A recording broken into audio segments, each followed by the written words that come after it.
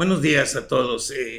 Me da mucho gusto estar el día de hoy con el doctor César José Valdovinos Reyes.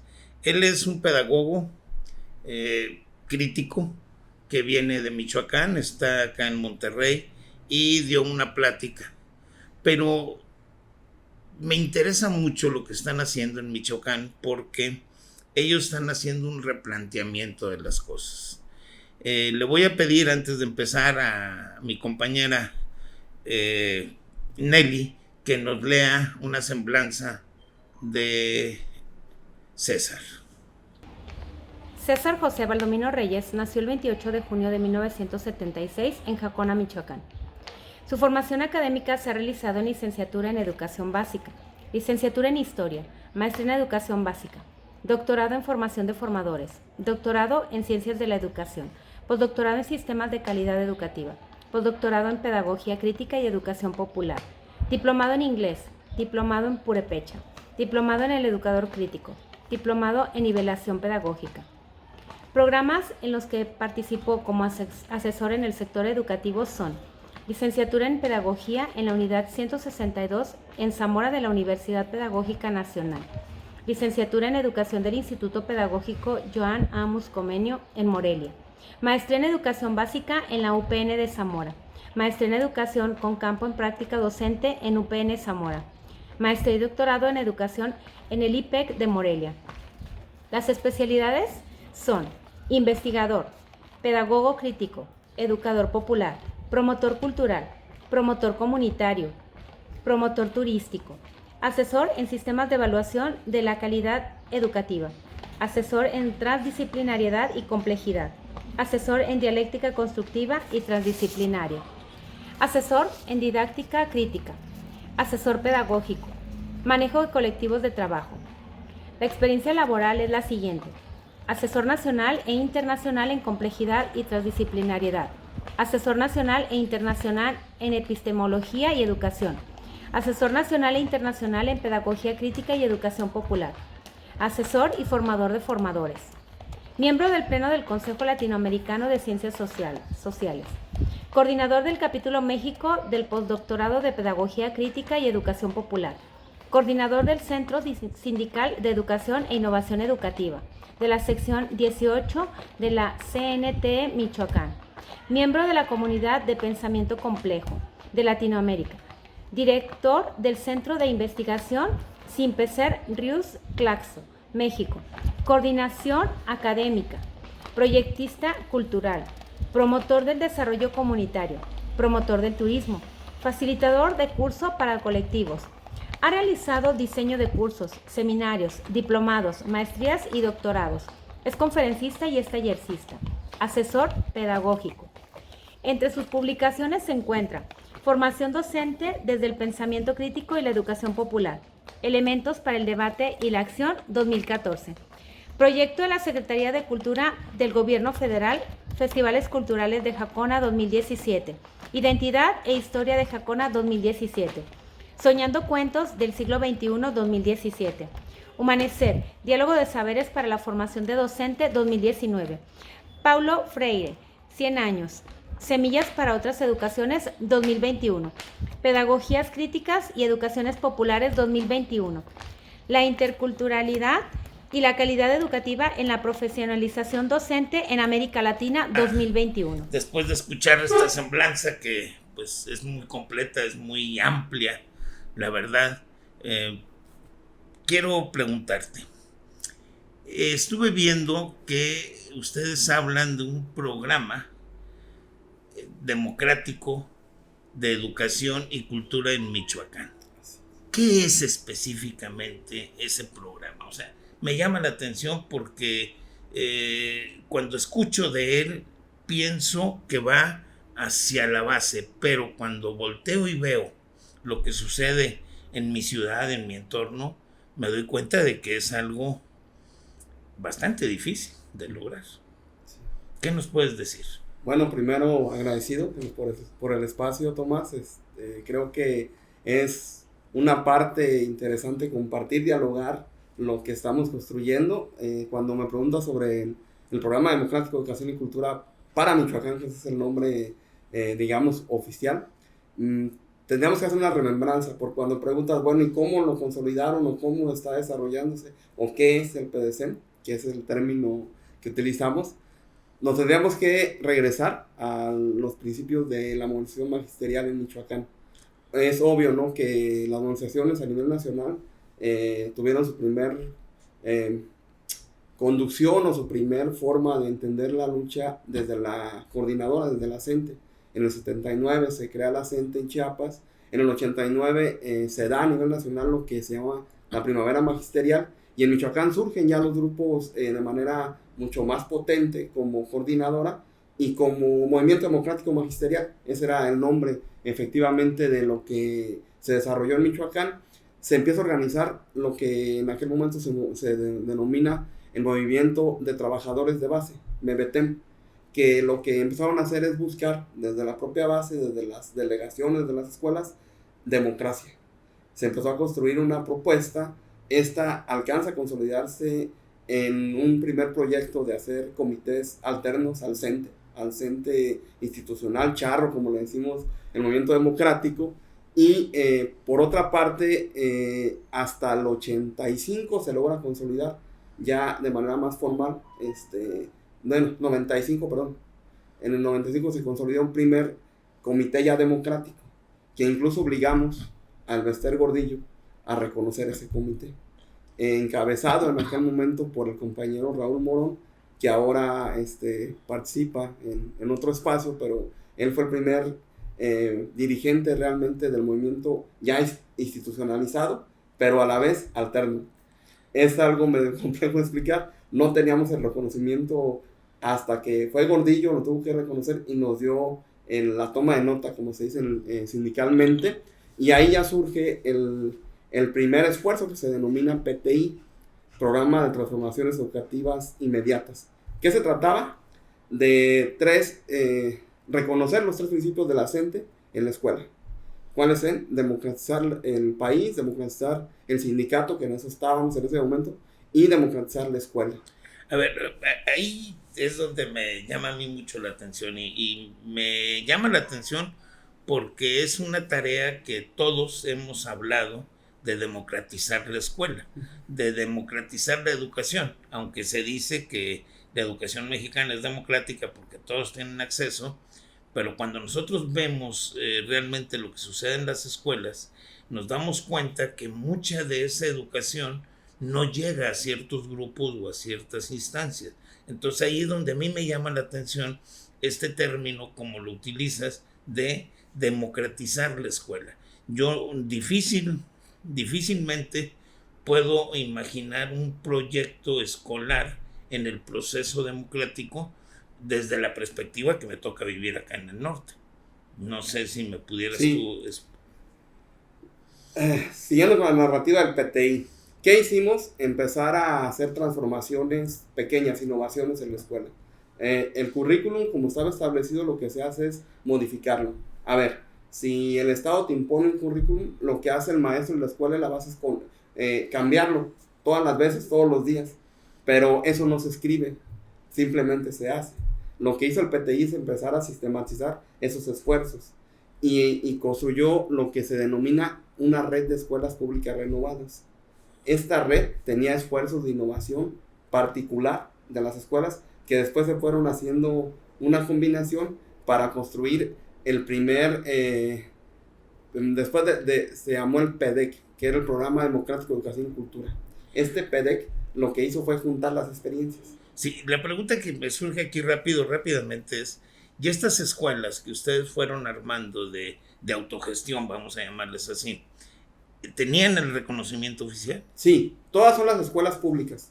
O sea, eran programas de escuelas públicas renovadas, las escuelas de educación básica de primaria, preescolar, secundaria, que eran oficiales, que eran parte del movimiento democrático y que lo que hizo el maestro fue tomar el arma escolar, es decir, el asunto curricular, el asunto de la organización de la escuela desde una perspectiva diferente. Pudiéramos decir, el maestro se empodera con su tarea y empieza a renovar o a plantear nuevos caminos, nuevas vías de trabajo. Sí, y de hecho con un horizonte muy claro, con un programa construido comunitario, pero esos primeros esfuerzos fueron así, como te lo explico, o sea, fueron experiencias sistematizando, y luego de ahí surge ya una idea estatal de construir este PEDEC, que era Proyecto Democrático de Educación y Cultura, que lo que hizo fue sistematizar las experiencias y darles ya un primer bosquejo de proyecto. Y se plantearon primeras líneas de acción y empezaron a surgir los programas. De ahí surge el programa que para nosotros es el programa más importante que tiene ahora el denominado PDCEM, que se denominan las escuelas experimentales. Ahí ya esa es la pregunta que tú me decías. Estas escuelas se crearon, el movimiento las creó. Dijo, aquí hay escuelas que son públicas, pero las vamos a hacer experimentales. Y por ejemplo, una escuela pública, te pongo el ejemplo de una escuela primaria, hicimos una escuela de educación básica. Juntamos preescolar, primaria y secundaria. En una escuela primaria, con una base de primaria, pero lo que hicimos fue que los demás compañeros se integraran, hicieron un colectivo de educación básica, y esta primera experiencia dio para que muchas escuelas, que primero fueron 8, de ahí se fue expandiendo ese proyecto. Y ese proyecto creó un modelo de escuela, un modelo diferente, donde permeaba el proceso que ahora la nueva escuela mexicana está reivindicando, que tiene que ver con la escuela-comunidad. Era la vinculación escuela-comunidad, la vinculación escuela-trabajo y las decisiones colectivas. Es decir, al principio de año nosotros en las escuelas integrales, que ahora se denominan así, escuelas integrales de educación básica, le quitaron los de experimental, se hace una reunión colectiva donde se define el proyecto anual, pero no es de los maestros, es la comunidad. Participan padres de familia, estudiantes y maestros, como ahora son las asambleas que están haciendo incluso para el programa de Escuelas Nuestra, muy parecido a lo que se hace en Escuelas Nuestra. Entonces se define qué hacer, qué rumbo tomar, qué acciones, digamos, de proyecto para la escuela, para la mejora de la comunidad, y desde ahí todos se meten en eso. Y se crea una malla curricular interdisciplinaria, donde se hacen esfuerzos como los que ahora plantea la nueva escuela. Te quiero hacer esa comparación. Está muy interesante lo que Entonces, pasa. metemos, digamos, no son asignaturas, sino son como proyectos interdisciplinarios o nodos interdisciplinarios que comúnmente se llaman como si fueran ciencias naturales, o sea, ciencias, luego historia, sociedad, proyecto porque todas las escuelas tienen que tener un proyecto de transformación, es decir, puede ser un proyecto productivo o puede ser un proyecto cultural que desenvuelva la sensibilidad humana, ¿no? Bueno, y lo que se da aquí, esto que me estás planteando está muy interesante. De hecho, esto que tú estás planteando es, como tú lo dices, pudiéramos decir, parte del eje de la nueva escuela mexicana, porque ustedes, y no quiero pensar que se fueron y dijeron, a ver, Michoacán, préstame este proyecto para aplicarlo a nivel nacional. Aquí lo único que me llama la atención, y porque fue una de las causas que permitió que se relajara, por ejemplo, el nacionalismo, que se relajara la visión de ciencia de los mexicanos en el 73-74, sí, cuando nos quitan las asignaturas y nos enseñan o nos dan a enseñar vía áreas del conocimiento. Uh-huh. Y entonces un maestro hablaba de ciencias sociales, pero ya no hablaba de la historia de México. Sí. Hablaba de ciencias naturales, pero ya no hablaba de los efectos de la física, de la química, que es el futuro y es el pasado. ¿Por qué a Michoacán le han quitado sus cerros sin que se den cuenta? Pues porque no sabían que tenían todos esos recursos naturales, porque la geografía desapareció durante mucho tiempo. ¿Cómo logran ustedes mantener esa idea de nacionalismo sin que se pierda en ese tratar de entender de manera moderna el mundo? Sí, uno de los principios que tiene el propio PDCEM fue en aquel momento, y ya, si me adelanto a este momento histórico que tenemos, es sobre todo lo que nosotros denominamos el recuperar la cultura y la identidad de los pueblos. la recuperación necesaria de la identidad y la cultura, pero desde la misma comunidad.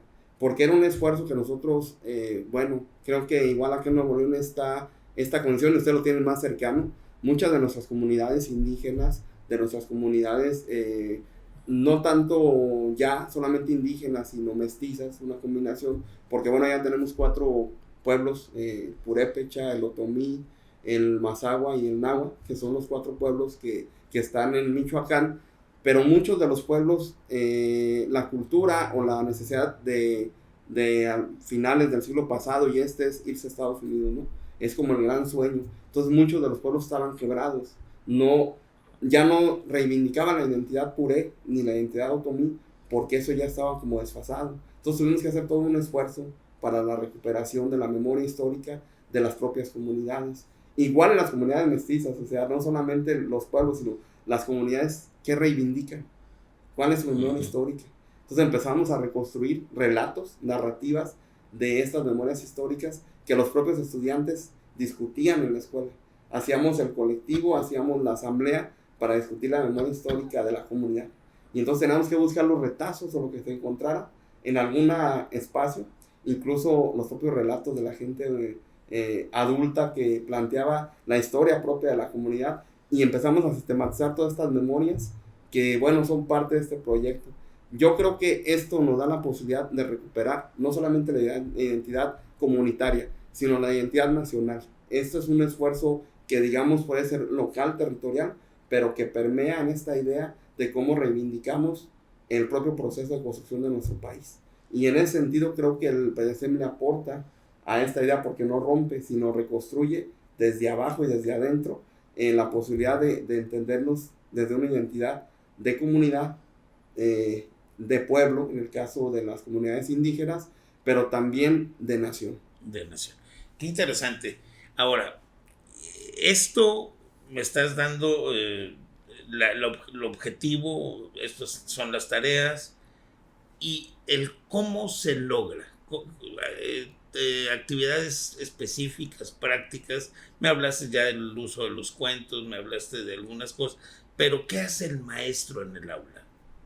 ¿Cómo cambiamos? Bueno, el programa central grande es las escuelas centrales de educación básica, pero hay otros programas. Tenemos alfabetización popular, tenemos desarrollo comunitario y tenemos esfuerzos que denominamos programa desarrollo lingüístico, pero desarrollo neurolingüístico integral, que lo que se plantea incluso es hacer libros de texto alternativos sistematizados y construidos desde la base.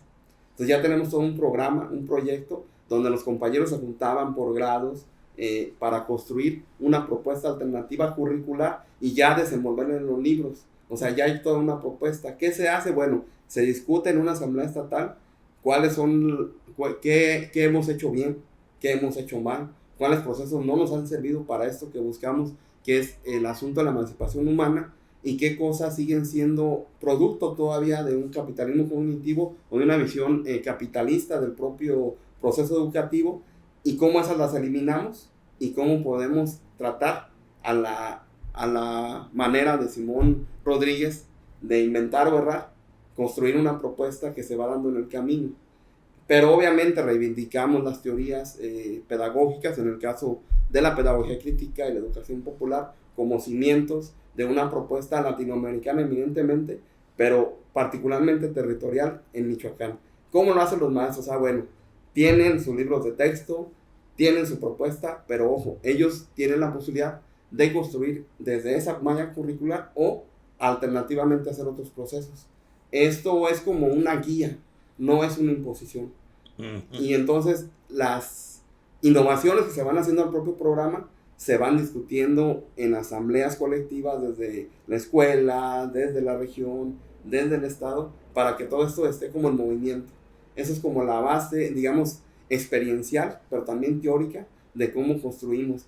Y el maestro tiene la posibilidad de que en cada grado vaya reconstruyendo el propio programa en lo que está viendo. Una contextualización radical. Sí, eso es lo que me llama la atención y está muy bien, porque ya no estás partiendo del supuesto del escritorio. O sea, es que deben de saber. que es a lo que nos hemos enfrentado, Sí. sino esta es la necesidad que se tiene. Y esto es muy, muy interesante. Bueno, y los resultados, la comunidad, ¿cómo ha respondido a esto? ¿Qué entrega tiene la comunidad? ¿Hay rechazo? ¿No le interesa? ¿Qué pasa con la comunidad? Tenemos la posibilidad de que las comunidades se integren al proceso.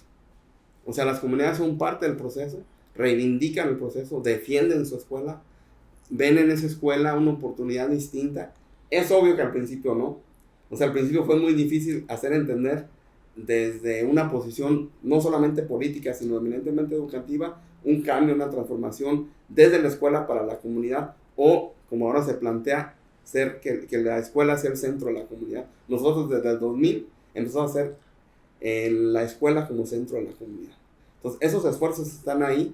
Ahora tenemos muchas dificultades. Quiero comentar rápido que nuestros programas antes reivindicaban y arrebataban presupuesto a los gobiernos estatales y federales, y ahora tenemos este proceso de 2 años sin nada de presupuesto para los programas. Y entonces los maestros lo siguen haciendo, con o sin presupuesto. El movimiento sigue y los programas siguen caminando. Vamos a hacer un pequeño corte y ahorita continuamos con esto porque sí es muy interesante. Y a mí me gustaría también ver cuál es la participación, para que vayas pensando en eso, de los padres de familia, cómo participan activamente. Bueno, por el momento vamos a hacer un pequeño corte y ahorita regresamos. Gracias. Bueno, pues aquí estamos de nuevo y César, te voy a quitar lo del doctor. Aquí entre nosotros No, somos personas, y te llamas César, me llamo Tomás, sí. Y somos gentes felices. Pero hay algo que me llama mucho la atención y que quiero que me lo expliques. O sea, en todas partes hablamos de que se integran los padres de familia, de que aquí en Monterrey es común decir, ahora tenemos esta integración de los padres de familia, pero tú llegas y ves a los padres de familia y ves a la señora de todos los días, al señor de todos los días, y lo que diga el director. En este proceso democrático, ¿cuál es la forma de participación o cómo ha abordado directamente el michoacano este tipo de trabajo? Yo sé que este es un trabajo de una parte de Michoacán, no todo Michoacán. Hay Michoacán que se mueve con los programas normales, que trabaja lo normal, pero por lo que tengo yo de datos, son cerca de 10,000 maestros los que están integrados a este nuevo proceso, sí, o este proceso que ustedes proponen. Bueno, esos 10,000 maestros, pues vamos a decir que tienen una cantidad bastante grande de padres de familia. ¿Cómo reaccionan esos padres de familia y hasta dónde se ha logrado penetrar en la comunidad? Creo que es una tarea permanente. O sea, no es un asunto de que ya se logró de una vez y para siempre que los padres se integren. No, es una tarea permanente. Pero ¿cuáles son los espacios que se abren? Es las asambleas comunitarias. En la asamblea el padre participa, el padre propone, incluso hace planteamientos de observación hacia algunas conductas de los compañeros que les parecen inadecuadas, que no son propias de un proceso, porque bueno, reivindicamos el asunto de la democracia en el aula, pero somos autoritarios en el aula. Entonces tenemos todavía eso, que incluso en las propias escuelas de carácter democrático, de escuelas integrales, compañeros que no rompen el paradigma. Es difícil romper el paradigma, o sea, no es así como que yo ya me volví democrático ya.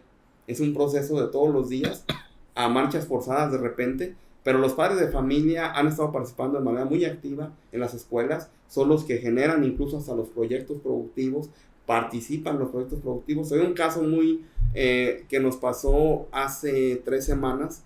Tuvimos la posibilidad de articularnos con la gente de la Secretaría de Cultura Federal y la gente de lo del, de los libros, no recuerdo el nombre, donde está Paco Ignacio Taibo. Ah, sí, sí. Consejo con Taibo nos articulamos y llevamos el librobús a Michoacán. Y lo que solamente era así como que un esfuerzo de llevar el librobús, no, fue una fiesta de la cultura. Pero cuando fueron a Los Reyes, que es cerca de donde yo vivo, yo soy de Jacona, nos mostraron el proyecto productivo. La escuela integral es una escuela secundaria que se denomina telesecundaria porque es pequeña, y ahí tienen un proyecto productivo donde tienen, aparte de cultivar, tienen peces, cultivan también ellos peces, tienen 2 grandes áreas donde están ahí, y es un lugar frío, y entonces da cuenta de que sí se pueden producir los peces, pero quienes participan sobre todo en la producción es los padres de familia, los estudiantes y los maestros. Entonces, digamos, ha ayudado en algún momento incluso a poder resolver algunas de las problemáticas económicas de la población, que es pequeña. O sea, no estoy hablando de una población, los estudiantes son alrededor de unos 80, con una población de padres de familia de ese mismo calado, y compañeros trabajadores estarán unos 10 dentro de la escuela. Entonces no es una comunidad muy amplia, pero este tipo de trabajos hacen que los padres se incluyan en el proceso y son partícipes de ello. Entonces cuando ven que las cosas están como disminuyendo, diluyendo, llaman la atención: maestro, ¿qué pasó? El proyecto ahí están los peces, se los van a morir, o hay que ir a hacer la milpa, pero entonces sí hay una integración y una necesidad, porque se sienten parte de la escuela, pero no solamente como padre de familia, sino como comunidad. Y entonces esto nos ayuda, pero es una reivindicación en un espacio que digamos pequeño, ¿no? Pequeño, sí. que no alcanza. En las escuelas grandes de las ciudades, no tenemos una ciudad como Monterrey, pero tenemos Morelia, los esfuerzos a lo mejor son más difíciles. ¿Por qué? Porque todos estamos en el mundo de la prisa, ¿no? Entonces, para juntar a los padres de familias en la asamblea, una asamblea, se hace la propuesta, se avala la propuesta y se le da seguimiento. Y entonces, obviamente, no es todo el grueso de los padres de familia, pero sí hay grupos, o en este caso los comités de padres de familia, que nos ayudan a seguir estos procesos en los tiempos que pueden y en los procesos que pueden. Pero sí hay un seguimiento y una articulación. Incluso creo que es un ensayo que le ha valido a Michoacán, que algunos de los compañeros, cuando cometen errores, y ha sido algo que no podemos justificar nadie, se han tenido que tomar medidas al respecto, ¿no? O sea, ya no se hace este asunto de ocultar las cosas. Si hay algo inadecuado, se procede como va. Sí, bueno, eso debe de suceder en todas partes, la verdad. Pero aquí lo interesante es cómo se va integrando la gente le va dando el valor que realmente tienen las cosas, y me hizo pensar así rápidamente en eso que plantea nuestro presidente de la revolución de las conciencias, porque realmente que entra el maestro a la escuela a construir la escuela es una revolución de las conciencias, no es cualquier cosa. O sea, todos entran a criticar a esto, al otro, pero a construir la escuela es muy difícil, y ojalá y continúe ese proceso en Michoacán.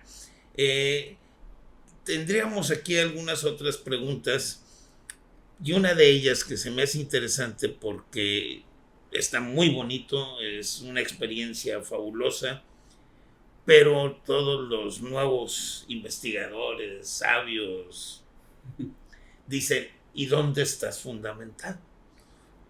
Sí. Sería la pregunta que yo haría. Hay una discusión completa dentro de esta idea de la movilización, pero finalmente las bases teóricas nos remitimos a la teoría crítica como un principio epistemológico. De hecho, reivindicamos el paradigma sociocrítico, y en todo caso esta idea de que efectivamente desde la crítica se reconstruye o se hace propuesta.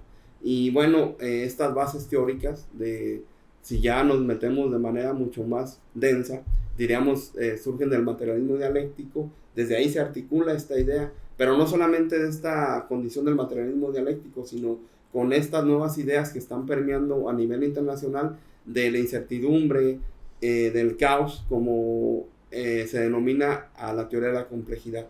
Entonces hacemos un esfuerzo de articular desde lo que nosotros denominamos la transdisciplinaridad varios componentes de los paradigmas. En este caso, muy claro, el enfoque del paradigma sociocrítico, de la teoría crítica, y ya en términos ya de este siglo XXI, en lo que se denominaría como el paradigma de la emergencia, ¿no? Porque hay una serie de paradigmas que están en diálogo, que están discutiendo y están disputándole al paradigma positivista la visión de mundo. Entonces, esa es como la condición epistémica, pero la condición pedagógica es muy clara, o sea, estamos discutiendo desde la visión latinoamericana la pedagogía crítica, que es una idea del norte, digamos, ahorita estoy parado en la idea de la pedagogía crítica aquí en el norte, porque de aquí para arriba es donde se construyó, no solamente los norteamericanos, sino canadienses, gente de Chihuahua, incluso de Nuevo León, que ha venido construyendo esta idea de la pedagogía crítica, Giroux, McLaren, incluso en Baja California, aquí en Monterrey, en Chihuahua, hay experiencias de pedagogía crítica construida desde abajo.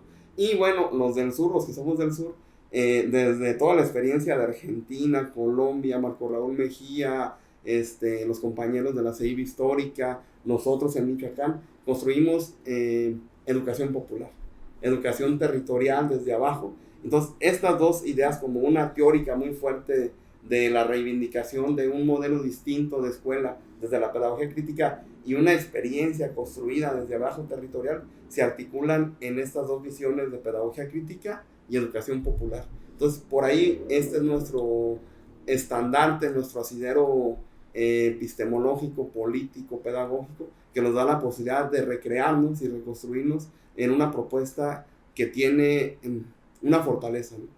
O sea, no es solamente la experiencia sistematizada, es una fortaleza de construcción de conocimiento, de reivindicación desde muchos siglos, ¿no? En América Latina. Sí, ¿no? Y que realmente en América Latina está el fundamento de la escuela popular.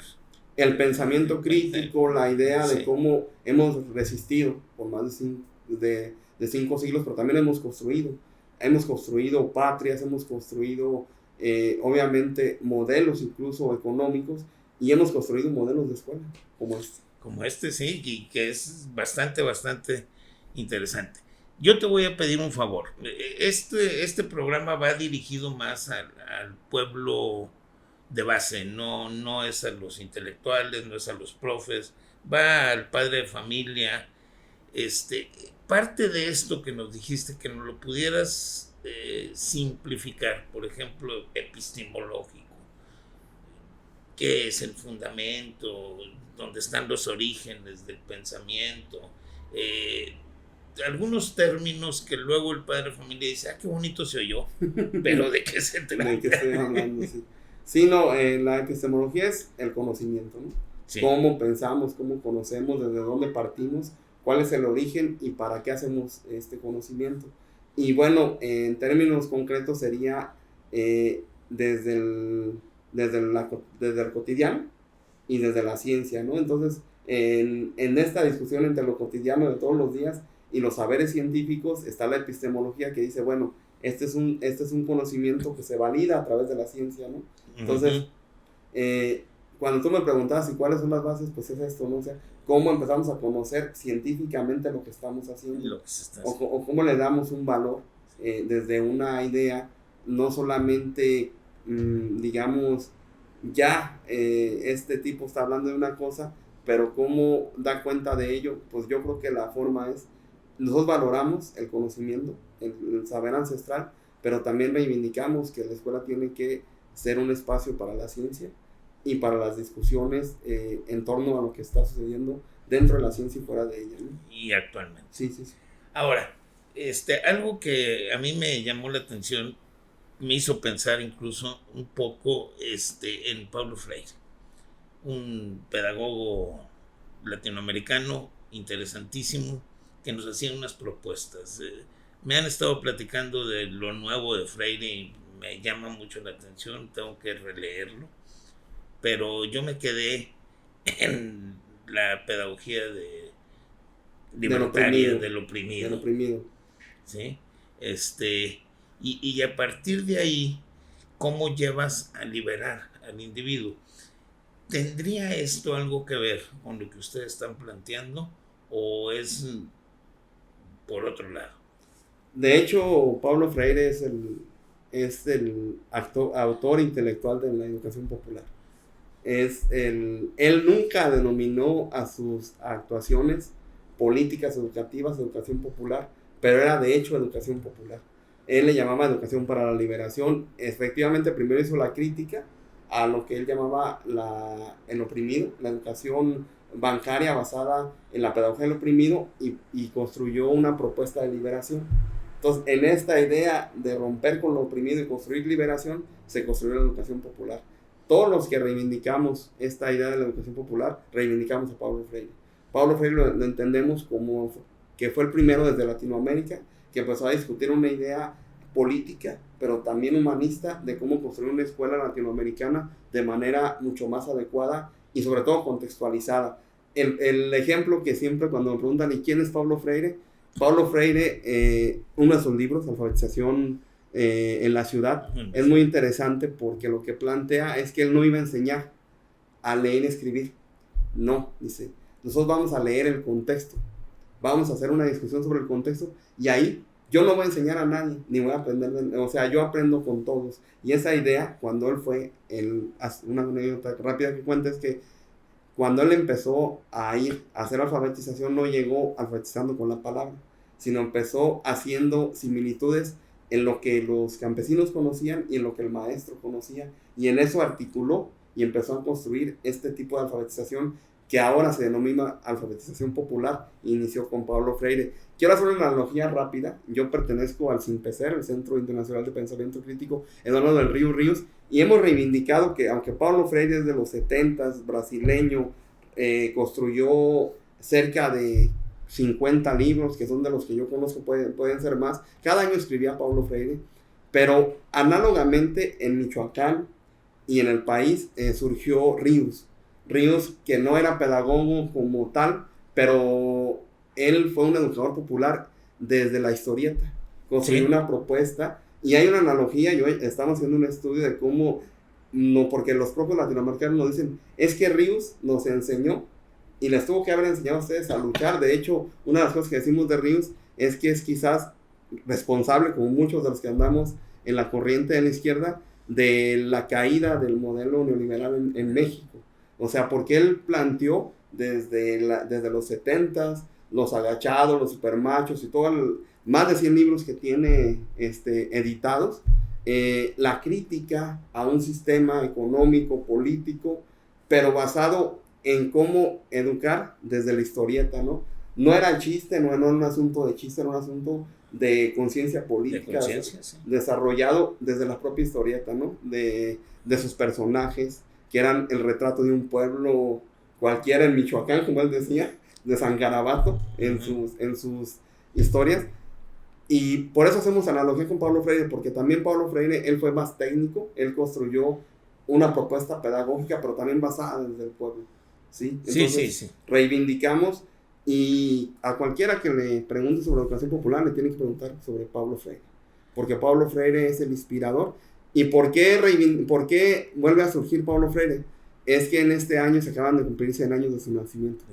Y entonces esto hace que reivindiquemos. De hecho, yo participé con compañeros de Argentina en un libro sobre qué hemos hecho o cómo reconstruimos, cómo retomamos las ideas de Pablo Freire en la actualidad, en la escuela, en la base, en el territorio.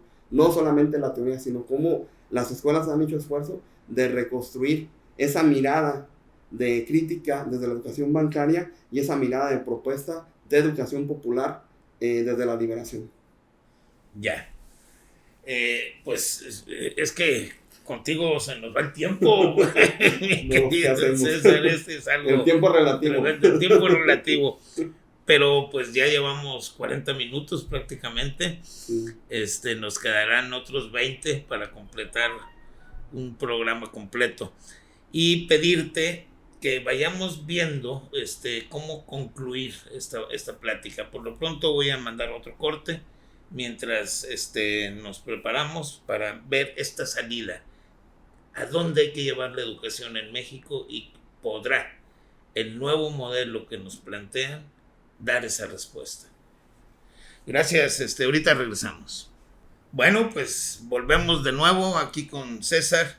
Nos ha hecho pensar bastante y ver la posibilidad de que sí es posible un México mejor, de que sí es posible desde la educación, dar ese paso determinante para que este país se construya de otra manera. César, te pregunto, esto que tú me planteas, bueno, es la experiencia en Michoacán, es la experiencia de ustedes, es una experiencia, vamos a decirle, cerrada en cuanto a que se está dando en un área, abierta en cuanto a que es una propuesta internacional latinoamericana, pero que no sale todavía completamente de Michoacán. El gobierno federal nos da una propuesta. A mí no termina de gustarme algunas cosas. No sé por qué causa, si fue por causa de que el que inició fue Moctezuma, o no sé por qué causas, no termina de empatar conmigo, de tener empatía. Pero sí, la propuesta se me hizo muy interesante de la nueva escuela mexicana. Cuando vi hacia dónde iba esa nueva escuela mexicana, dije, cuidado. ¿Qué se pudiera hacer desde la perspectiva de ustedes con el proyecto federal en su aplicación? Te voy a pedir que trasciendas a Michoacán y pienses en el país, que es otro tipo de formación, que es sin ese historial de luchas, y que ya está entregado y que sigue caminando. Por ejemplo, aquí no hemos podido entender que las competencias no son el todo de la educación y seguimos aferrados a desarrollar competencias. Y bueno, pues yo puedo hacerte competente para que escribas, pero ¿qué vas a escribir? Pues quién sabe, pero ya sabes escribir. Sí. Yo te puedo hacer competente para que leas y me dices todas las letras, pero ¿qué leíste? No, pues quién sabe, pero es lo que decía ahí. Entonces, en ese sentido. Sí, bueno, primero comentarte, creo que una de las cosas que viste al principio de esta participación en este momento, nuestros proyectos son regionalizados. Es el esfuerzo que está haciendo la coordinadora, pero efectivamente tenemos que trascender. Yo creo que uno de los principios que plantea la nueva escuela mexicana tiene mucho que ver con lo que nosotros hemos venido haciendo en la historia de los movimientos democráticos, que es poner en el centro a la escuela. Pero entonces eso significaría volver como a reconstruir. Yo creo que hay como 3 momentos de esta propuesta que tendrían que fortalecerla, y creo que ahí están los desafíos. ¿Cuáles son los 3 momentos? Bueno, un momento donde los formadores, en este caso nosotros que estamos en escuelas, yo en el caso de la UPN, las normales, los compañeros, y luego me decía una compañera supervisora de preescolar, pero se les está olvidando una cosa, sí tiene razón, y las escuelas particulares no participan en este nuevo modelo. Sí participan. Entonces tendríamos que buscar una formación integral de los que somos los formadores de los maestros. Eso es como una necesidad para las nuevas generaciones, que no se vea como que vamos a integrar la nueva escuela mexicana como decreto. Tiene que entenderse cómo la nueva escuela mexicana se reivindica, cómo se construye, cuáles son sus bases filosóficas desde la formación. Eso es una tarea urgente para todos los procesos y todas las escuelas que somos formadoras de docentes. Eso es como un primer momento. Un segundo momento, que este desglose de esta propuesta del marco curricular se tiene que empezar a especificar. Es decir, no solamente es para educación básica pública, tiene que también haber una transición entre el planteamiento de la educación en competencias, que tú lo estás haciendo, que fue un experimento que se trajeron de Chile, que le sirvió a Chile, que aquí permeó un buen rato, pero que ahorita es el programa vigente en muchas de las escuelas en todo el país. O sea, todavía sigue reivindicando la educación por competencias. Entonces tenemos que hacer un tránsito de educación por competencias hacia una educación para la vida y para la construcción comunitaria. Entonces, este tránsito nos tiene que dar cuenta en lo específico. O sea, no solamente puede ser de que yo ordeno, yo decido, sino tiene que haber una participación. Tenemos que hacer un espacio de diálogo entre entre lo que ya está establecido, que en todo momento fue la escuela, lo que es la educación por competencias, y lo que viene, que es la nueva escuela mexicana, porque aunque decimos que estamos en la nueva escuela, en la base, en la realidad sigue siendo el currículum anterior. Entonces, este tránsito tendremos que dialogarlo, construirlo, justificarlo entre el colectivo de las escuelas y un colectivo a lo mejor mucho más amplio, que fue un esfuerzo que se vino haciendo por parte del gobierno federal en estas asambleas que había de los libros de texto. En varios estados se abrió un espacio de asamblea donde se plantearon propuestas que pudieran fortalecer los libros de texto. Creo que esos esfuerzos son válidos, creo que son necesarios volverlos a hacer abiertos. Hubo una queja de algunos compañeros y de muchas gentes de que fueron cerrados los espacios. Yo creo que la invitación se dio, algunos no participaron, otros sí participaron, pero son espacios que se dan. Entonces, este tránsito tiene que ser rápido, no podemos esperar. El gobierno de Obrador ya está a la mitad del camino. Yo creo que tendrá este próximo año escolar, y lo está planteando de esa manera el propio gobierno federal, de cómo hace el tránsito no fácil, pero a lo mejor necesario hacia el trayecto de la nueva escuela mexicana. Y por último, creo que lo necesario es empezar a entender los propios programas del gobierno federal. Hay un programa muy interesante que se denomina La Escuela es Nuestra, que hace una propuesta y que muchos se quejaron, pero creo que es muy interesante porque el presupuesto es desde el gobierno federal a lo territorial, a la escuela.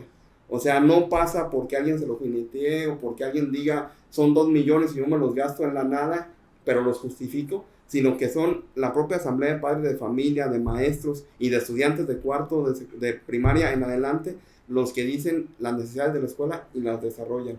Entonces, creo que sí necesitamos también integrar esta discusión de la nueva escuela mexicana a las comunidades escolares, a los padres de familia, que sepan que no solamente es una propuesta teórica, sino que en la práctica ya vienen haciendo esfuerzos para poder concretarla. Yo veo la nueva escuela mexicana en una disyuntiva. Es una propuesta de gran calado, es una propuesta de transformación de la escuela desde abajo, pero se topa con toda una estructura, una infraestructura consolidada en un trayecto de 30 años que no podemos eliminar, que tú lo denominabas escuela de educación por competencias, pero que se fue construyendo pues desde el periodo neoliberal. Entonces le denominamos capitalismo cognitivo, neoliberalismo cognitivo, pero es una propuesta que fue desarrollándose y que cerró con la educación en competencias. Entonces, 30 años de un proceso y casi 4 años de otro proceso. Este tránsito lo tienen que hacer en un año y lo tenemos que hacer todos. Hay también una crítica muy fuerte, que el marco normativo no es explícito o no está a favor de la idea de la nueva escuela mexicana. La UNCICAM, esta idea es eminentemente cuantitativa, ya no es punitiva, pero es evaluativa, y no tiene nada que ver con la idea de formación integral, de desarrollo del ser humano que plantea la nueva escuela mexicana. Entonces, esta contradicción se tiene que resolver. Se tiene que resolver en política pública a quien le toca resolverlo, que en este caso es al gobierno, a los de la Cámara de Diputados, a los senadores, que tienen que buscar cómo resolver esta parte, y lo que le toca a las comunidades es conocer la propuesta, dialogarla, construirla, y a las escuelas formadoras ser parte de este proceso. No podemos aislarnos y no podemos dejar de ser lo que en nuestra sangre de escuelas formadoras está, formar el futuro de México, pero también formar no solamente a los maestros, sino a nuestros estudiantes desde una perspectiva diferente. Por eso yo creo que la propuesta de nueva escuela mexicana es una propuesta que va desde abajo a simbrar las propias expectativas que queremos. Pero corre riesgos, entonces, lo que me estás planteando, porque si en este proceso de 4 años no pudimos avanzar porque está bien arraigado, en 2 años va a ser difícil darle el vuelco. ¿Y si nos equivocamos en el próximo sexenio? Exacto. O sea, yo estoy pensando en cuánto tiempo necesitamos. Ahora, sí, hay que llevarlo a las asambleas, a democratizarlo, hay que replantearlo. ¿Hasta dónde hemos conseguido nosotros, formadores de docentes, hasta dónde hemos conseguido que cambie la idea de los famosos pilares de la educación, que ese es algo que a mí me pone de nervios cada vez que escucho, vamos a educar para la convivencia. Pues digo, espérame, discúlpame, la educación integral te enseña a convivir. El que platiquemos, discutamos, te enseña a convivir. Que hay mucha violencia, bueno, quitemos la violencia, pero no fragmentemos la educación, porque no es por ahí, no nos va a llevar a buen término. ¿Qué pudiéramos hacer prácticamente, o qué puede hacer desde tu perspectiva prácticamente el gobierno federal? Y lo digo el gobierno federal, ¿por qué? Porque seguimos siendo, aún y que ustedes y algunos de nosotros hablamos de la democratización y hablamos de ir de abajo hacia arriba, el común denominador es vertical. Sí. ¿Qué pudiera hacer el gobierno federal de impacto en este momento para dar ese vuelco a la educación? Creo que está haciendo el esfuerzo. Es difícil, es contradictorio, son 30 años, 40 casi años de una forma administrativa, económica, educativa, pedagógica de entender la escuela. Entonces no es fácil darle una vuelta en 4 años. Tuvieron que ir sentando las bases. Creo que los procesos son lentos, pero son adecuados. Primero fue lo normativo, construir un nuevo marco de artículo 3º.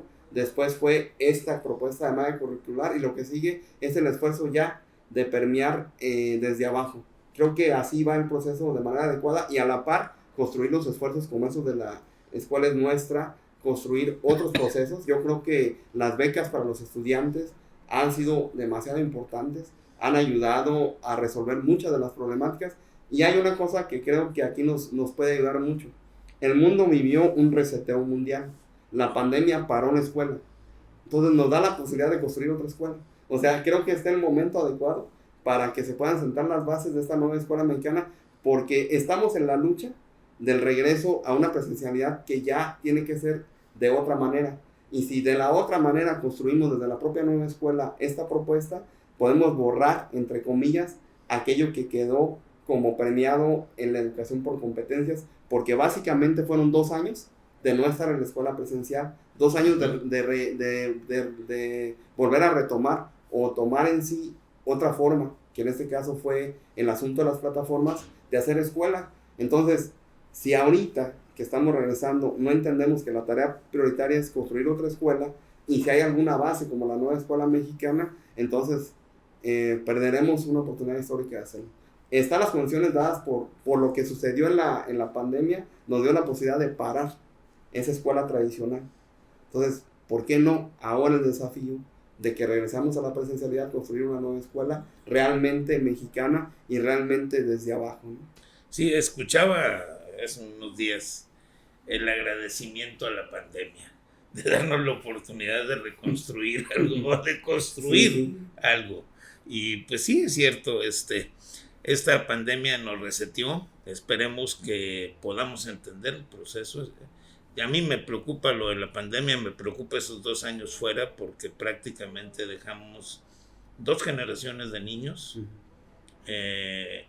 muy mal preparados. Tenemos que hacer muchas tareas para completar. Nos estamos topando aquí en Monterrey, y no porque sea diferente a otras partes, sino por su nivel histórico, con niños que en 3er año de primaria no saben leer y escribir. No, en todo México, no solamente en Monterrey. Sí, supongo yo que están en todo México. Bueno, pues fue interesantísimo, es interesantísimo estar platicando contigo. La verdad que yo pudiera echarme unos 2-3 litros de café platicando contigo, César. Pero me gustaría que nos dejaras una reflexión final de esto, y que nos dieras una propuesta para caminar en ese sentido. Entiendes muy bien, tienes muy claro lo que es el proceso nuevo que está viviendo México. No todos lo entienden, y ¿qué nos dejarías de mensaje para el padre de familia, para el maestro y pues para nuestros alumnos, pero básicamente para el padre de familia y el maestro? Bueno, creo que primero agradecer el espacio. Efectivamente puedo durar aquí horas y ojalá algún día se dé. Ojalá que el tiempo no sea tan relativo, pero igual una propuesta real es, creo que hemos hecho un esfuerzo grande en Latinoamérica por consolidar nuestra América, pero también nuestra América pedagógica y educativa. Y esta nuestra América pedagógica y educativa tendría que dar cuenta desde los dos espacios fundamentales de la educación, que es la experiencia, que tenemos experiencias sistematizadas. Marco Raúl Mejía le llama focos, pequeños focos en América Latina, porque son muchos, somos muchos, y entonces que esto se siga sistematizando, compartiendo, narrando y socializando, no más allá, porque luego es el error que tenemos, socializamos entre nosotros.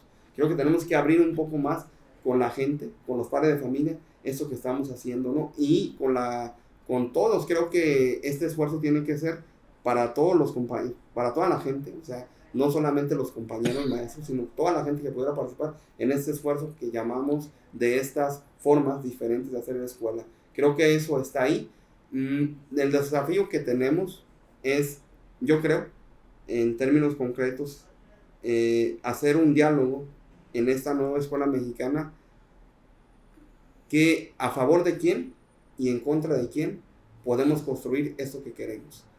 ¿Quién plantea esto? Freire. Freire nos decía siempre que la escuela tiene estos principios, a favor de quién y en contra de quién. Entonces, creo que en este momento lo más interesante sería ver qué tanto podemos avanzar. Efectivamente, todo es político, viene un periodo, un proceso que tenemos que resolver, y en ese periodo, quien más puede resolver es el pueblo. El pueblo tiene que decidir qué proyecto de nación quiere, y si sigue siendo este proyecto progresista, democrático, con todas las aristas que tiene, porque es muy criticado, desde dentro de la coordinadora, desde fuera, pero finalmente es un esfuerzo que en Latinoamérica nos dicen que aprovechemos este esfuerzo histórico, no lo podemos tirar por la borda. Está con todos los errores, contradicciones, pero es un proceso que está en ciernes y se está construyendo. Entonces el pueblo tiene la decisión de seguir en este proceso o volver al neoliberalismo. Creo que esa es la disyuntiva que vamos a tener el 24, pero de aquí al 24 consolidar las propuestas. No podemos ser de otra manera. ¿Y qué sigue? Bueno, si esto no da, lo que siempre hemos hecho y lo hacemos en Michoacán, seguir construyendo en lo local, en lo territorial, las propuestas alternativas educativas. Bueno, pues nos deja una gran tarea, nos deja tarea aquí César, porque construir una propuesta alternativa es muchas veces, y se los digo por experiencia, chocar con las autoridades, chocar con lo establecido. Y eso nos hace repensar las cosas, nos hace buscar incluso la forma de hacerlo. Yo, al igual que César, los invito a que busquen esas alternativas en el aula, los que son maestros, a que busquen esas alternativas en la casa, los que son padres de familia, para enseñarles a los hijos o darles a los hijos otras posibilidades de crecimiento. Porque al final de cuentas, el maestro y el padre de familia nada más tenemos una tarea: que nuestros muchachos crezcan, que sean mejores, y le decía yo a una alumna hace unos días, y mejor que yo. Ese sería el éxito. Entonces, pues César, te agradezco. La verdad fue una plática interesantísima, nos deja muchas incógnitas, nos deja muchas respuestas, y quisiéramos seguir en contacto. Te voy a buscar próximamente para seguir platicando sobre esto, y espero que, pues la verdad, espero que la autoridad empiece a aterrizar un proyecto educativo que nos permita vislumbrar, yo sigo insistiendo, otro nuevo México. Muchas gracias, y gracias a ustedes, y nos vemos muy pronto. Les aviso, este es el primer programa que se va a transmitir en la Red Nacional de Círculos de Estudio. Gracias.